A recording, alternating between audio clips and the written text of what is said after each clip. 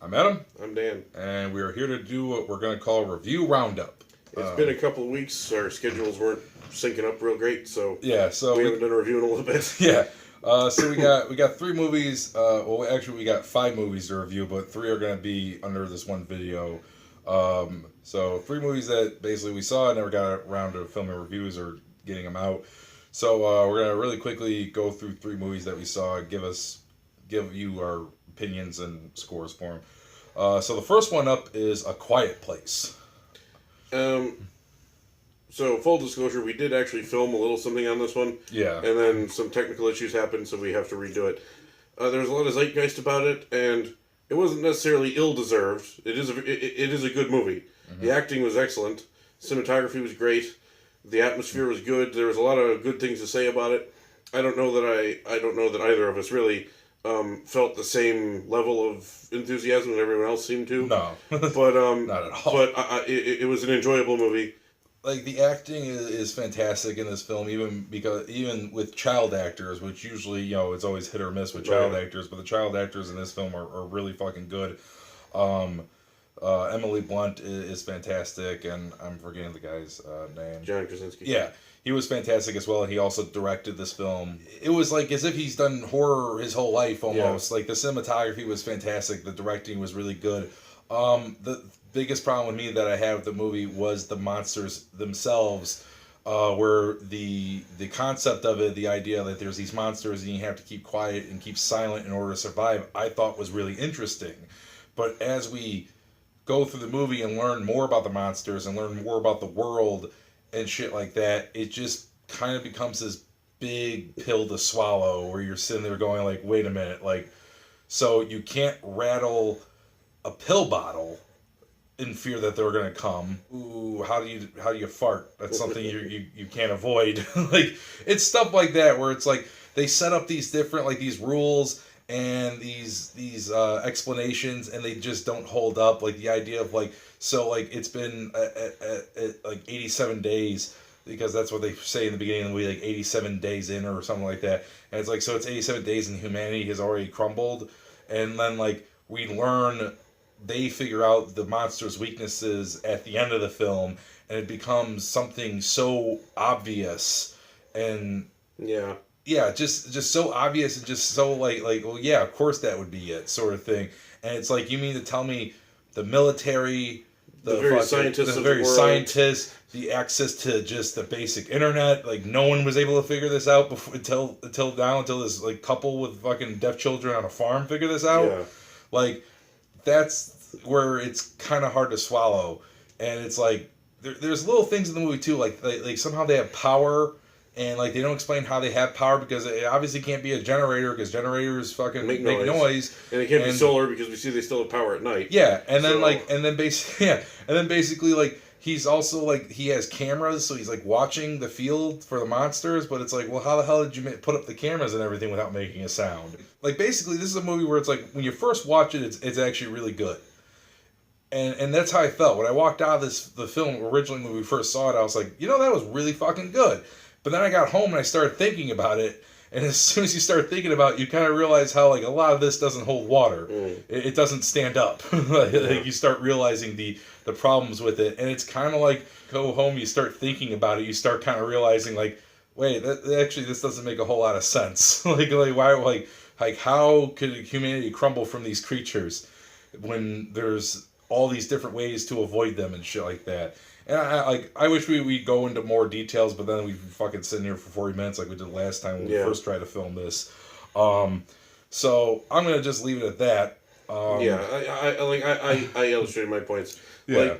Like, it's like he said, there are some logical inconsistencies. There's things where if you think too much about it, it can take you out of it.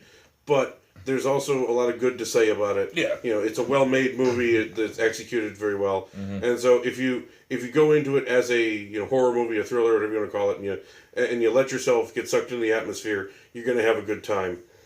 When when you're done watching and you think about it later, you might get a little frustrated. Mm-hmm. But overall, I think we gave it a 7 out of 10.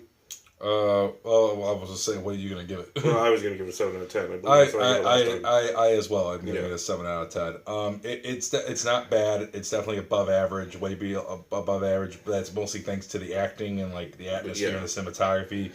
But it's those little kind of hiccups that we have with just the logic behind some of the shit and some of the things that they set up in the rules that don't really make sense and are ever so slightly changing throughout the movie that kind of brings it down a notch or two, in my opinion. Mm-hmm. If it wasn't for those things, this would probably be one of the best films I've seen this year. But unfortunately, because of those, it's not. But it's still a highly entertaining film, and we still recommend you see absolutely, it. Yeah. Okay, with that one out of the way, we are going to move on to Rampage. The movie based on a video game that nobody was asking for. This is... I think I said to you when we first saw previews for this movie, and that was like, this is proof that you can make any piece of shit as long as you have The Rock attached to it. We could get a Herculoids movie going if we got The Rock attached to it. They will greenlight anything. And then after watching the movie, the sad but also kind of impressive fact is, it worked. A little bit, yeah. I don't know what it is, but here's the thing: like we went into this movie expecting nothing.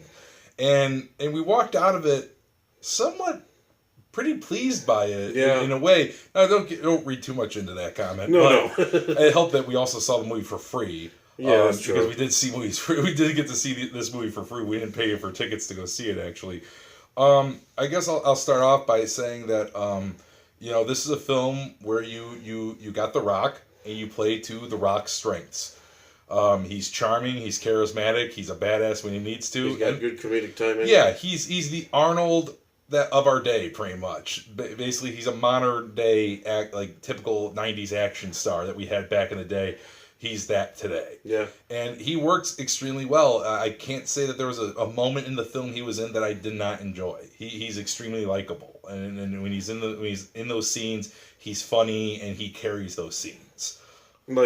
Because there's very little story to the game, it doesn't have a lot of similarities to the game, but they made it work enough as a big monster movie. They did. I mean, it's very standard. They're not doing anything new or original with it. I mean, it's a big monster movie that works on screen like any other big monster movie. Yeah, and it's not like they had a lot of material to work with either, because Rampage is a very it's short on story for sure. Yeah.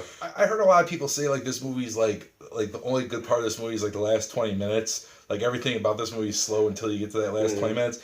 And we walked out of the movie, I was like, I don't know what people are talking about. It was very entertaining, even up to that last act. The last act just kind of is almost basically it's like everything was working up to that and it paid off because you get the big monster mash in the city, which was awesome. The biggest negative I have for the film is the villains. These two basically business executives, they rule, they are in charge of this company that is responsible for the animals' mutations, and it's a brother and a sister. When I say whatever it was they were doing, it's not super clear what that was. It's not, because obviously it was mutating the animals and making them big monsters, but it's only kind of hinted that she even had any plan to control them or how she was going to sell this. Well, and then basically the part where they destroy a city was part of her plan somehow, which just doesn't make any sense. No, there's the part where they go up to the Sears Tower or Willis Tower, whatever you want to call it these days. But they go up to that and they an antenna comes out and it's sending a signal that is going to attract the monsters. And she says, it's going to attract the monsters here. And I guess, the plan was, she was hoping the military would kill the monsters before that. Right. But the whole idea is that she never goes into detail on how this is going to help them. No, at all. Yeah. And then by the time the monsters get there, she's not even out of the city. She's still in the city in the process of leaving. Yeah. Which was she turned that thing on a day and a half ago. Why didn't she leave then? Stuff like that just didn't make sense. But other than that, I mean, it was an entertaining film. Again, I don't want to... it sounds like we're selling this really strong, but it's not that strong of a sell. No, it's It was actually... The thing is that, like I said, it was just the idea that, we went into this movie expecting basically nothing to just the worse. Yeah. And we actually walked out of it that was actually fairly decent. Yeah. I actually had a good time watching it. Yeah, there, The Rock is charming, and there's a decent comedy. You know, there's decent chemistry between the lead and the other characters, and you know, it's the rare monster. You know, usually when you have big monster movies like this, whether it's Godzilla, Pacific Rim, whatever, you kind of get to the point where it's like they include humans because you have to, because that's where the acting comes from. But like, you just want to see the monsters fight each other. It's the rare big monster movie where I didn't mind the human parts because The Rock was there and he's entertaining. On the other hand, you know, it's like you said, I don't want to oversell it and be like this was some masterpiece of a movie. This, you know, like it was fun, it was interesting. That's about as far as it goes. Pretty much, yeah. Yeah. So what you gonna score Rampage on? I'd honestly give it like a 6 out of 10. 6 out of 10. All right. I'm also gonna give it a 6 out of 10. It's not something I would say go spend money on necessarily, like to go see it in theaters. But like if it's on Netflix or you want to go to the Red Box and have have a fucking movie night, like it's serviceable for that. It's a typical popcorn film. Is basically what it is. If you get it in a discount theater, maybe it's probably worth the price of that. But but other than that, I mean, it's nothing special. But in a way, to us, it was a little special personally because we just didn't think it was going to be any good at all, and we ended up walking out actually fairly enjoying most of it at least. Yeah, but just not enough to say, yeah, you need to go spend money on this. No, it's something you could wait. So we're going to move on to the next one, and that is going to be Ready Player One. This is Steven Spielberg's latest film. And I could tell you this and if his name wasn't on it, I never would have guessed that. No, because it does not feel or seem like a Steven Spielberg film. I think we walked out of it, I told you, like, if you would have told me that James Cameron directed that, I would have said, okay, yeah, I can see that. But I don't see Steven Spielberg. Maybe even J.J. Abrams or maybe J.J. Abrams. But no, like it doesn't feel like a Spielberg film. Which is not to say it's a bad movie, but it's an uneven movie. This is basically nostalgia the movie. Yeah. Because I don't want to explain the plot because I'm pretty sure whoever's watched this already understands what the plot is. People are in a virtual world, like it's like basically a video game. It's like sweeping the nation, the world actually.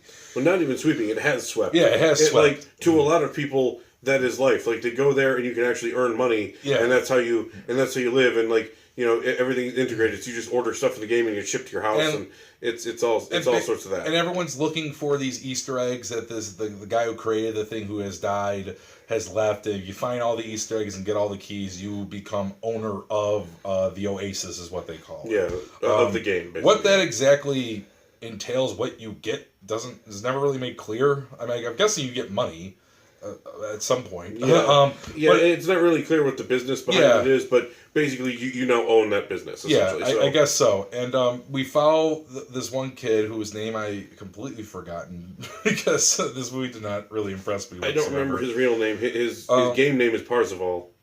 Was it? Yeah. I don't even remember that. Although they called him Z for some reason, which didn't make any sense.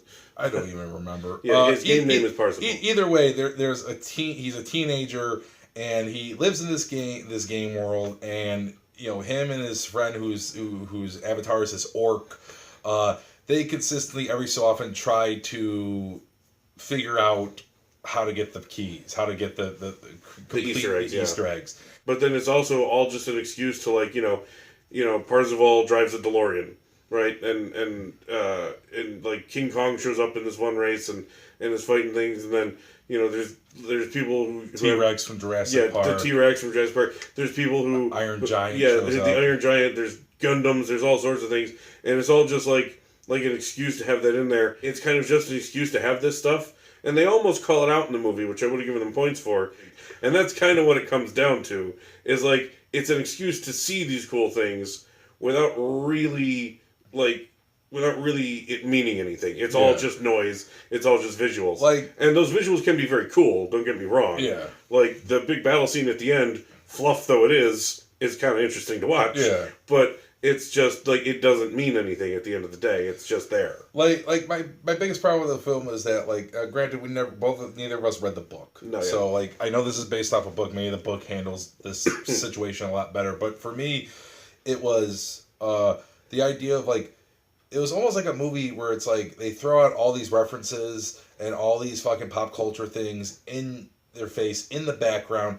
And as nerds, you find yourself more paying attention to the background and shit like that. Mm-hmm. and enjoying seeing these things where the movie feels like the references and the nostalgia comes first and the characters and story and development comes second. Very because much. in all honesty, I could have gave two shits about these people. No. They're not interesting. They're not cool. I don't want to say they're necessarily bad characters, but it's just they're plain nothing characters. They're nothing characters. Like, I don't give a shit. Like the thing is, when you strip away all the nostalgia and the thing of, like, you know, oh, you're seeing like Gundams and stuff fly around. Yeah. Like, it's a story you've seen a million times before. Yeah. And that's up to and including, like, you know, people from a real world, like, you know, saving a fictional one. Like, that's been done. I've seen it. Yeah. Like, it was cool that they spent all this money to get all these licenses, to have all these cool little nostalgic references and shit, but yet the only one that they actually do anything interesting with is The Shining. Yeah. Like, that whole scene in with The Shining and them in the hotel and stuff was really well done. Yeah, really cool. And really cool. And it was like, I wish there was more stuff like that in this movie. Yeah, because everything else is just background. Instead of just having, like, oh, look, there's, like, you know, some fucking characters from Fraggle Rock or whatever. Yeah. You know, just, like, in the background, oh, look, there's, like, you know, there's Chud Nelson from Breakfast Club. Crap like that, where it's like, it's cool, but, like, it doesn't service the movie in any way other than just getting you to be like, oh, cool, there's that thing that I know. Yeah. And it's like, I wish, since they spent so much money on all these licenses and it took Steven Spielberg years to collect all these things, it's like, I wish you would do more with these like you did with The Shining. Like, The Shining scene was really fucking cool. Like, why couldn't you do more shit like that? And it's just the idea of, like, they set up, like, the kid, like, he lives with his aunt, he comes from, like, a broken home, but yet, like, in the movie, it really adds nothing to his character it whatsoever. doesn't really end up mattering that much. Yeah, not really. And it just, in the movie, near the end, it just becomes typical cliche bullshit, where it's like, we've seen this story a million times. The whole premise of the movie is just nostalgia. It's just, hey, look at this. Mm-hmm. And that's all they have, really. So, all right, well, this has gone long. This has gone on long enough. So let's just, what kind of score are you going to give Ready Player One? I'm going to give it a 6 out of 5, or 6 out of 10. 6 out of 10? I, too, am also going to give it a 6 out of 10. I was thinking about giving it a 5, but it's the nostalgic factor and the little references and stuff that kind of put it a little bit above average, in my opinion. And for me, it is the visuals, too. Like, it did look neat. It did look neat. It could have looked better. Oh, yeah. But it was all right. It's a completely serviceable film that you will watch and completely forget. Yeah. Like a week later, like we have. All right, so that's gonna do it for this review. So to recap our review roundup, we both give A Quiet Place a 7 out of 10. We both give Rampage a 6 out of 10, and we both give Ready Player One a 6 out of 10. Got the same scores for all of them. So with that out of the way, I'm going to say please thumbs up the video if you like it. Please subscribe to our channel. And please leave a comment and let us know what you thought of these films. So that's going to do it for this video. We are going to be back shortly with Avengers Infinity War.